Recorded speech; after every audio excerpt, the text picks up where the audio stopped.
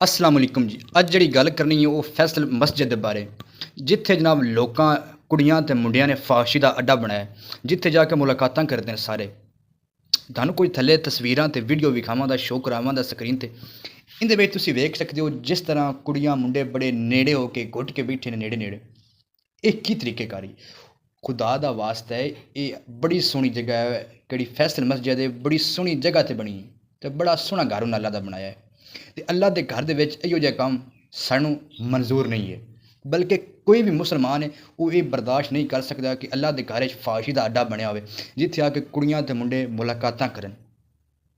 जिंदे तक वीडियो अपड़दी पई है ज़्यादा शेयर करो खुदा वास्ता है कि जिहड़ी मस्जिदां ने इन्हां नूं छड्ड दिओ। बड़े गुनाह हो रहे हैं हर पासे, तुसीं सोच भी नहीं सकते। असीं आप बड़े गुनाह करी दे बड़े गुनाहगार हाँ, लेकिन असीं ये नहीं बर्दाश्त कर सकते कि अल्लाह के घरे जाके इहो जे काम करिए। ठीक है, खुदा रा इस नूं घटाओ, अगे असीं बड़े गुनाहगार जी। खुदा दा वास्ता है, तरले वाली गल है, मस्जिदां छड्ड दिओ। होर बड़ियां जगह ने, लाहौर फिर चले जाओ तुसीं बादशाह मस्जिद ते, उत्थे भी यही हिसाब है जनाब।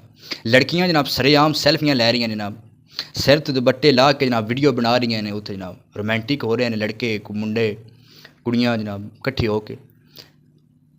खुदा दा वास्ता है यार, कुछ अपने चांस छड्ड दिओ।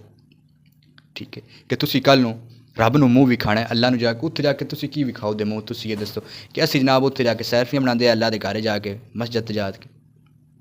अजीब लोग ने यार, लोकी उत्थे जांदे ने सिर्फ हुण सैल्फियां बनाने आस्ते। चलो इस बहाने टुर तां जांदे ने यार, चलो सैल्फियां दे बहाने अल्लाह दे घर टुर ही जांदे ने मस्जिद च, लेकिन जिहड़ी आ बगैरती नाल शुरू कीती ये गलत है।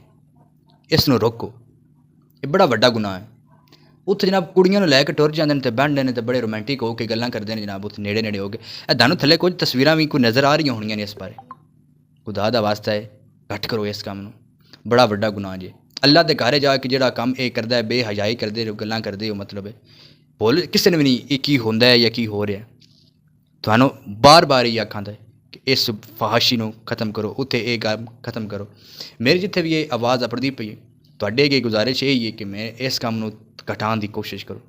बंदे दी जिंदगी पता नहीं कि किन्ने वड्डे गुनाह करदा है। मैं आप हाँ बड़े गुनाह करी दे, लेकिन अल्लाह दे घर नूं छड्ड दिओ।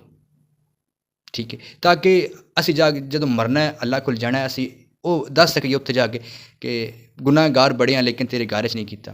अपना खुदा रा कोई तो रस्ता छड्ड दिओ जित्थों तुसी जन्नत जा सको, पार लग सको। कोई थोड़ा जिहा इंज दे काम करके जाओ कि कल नूं जाके तुसी रब नूं मूँह विखा सको।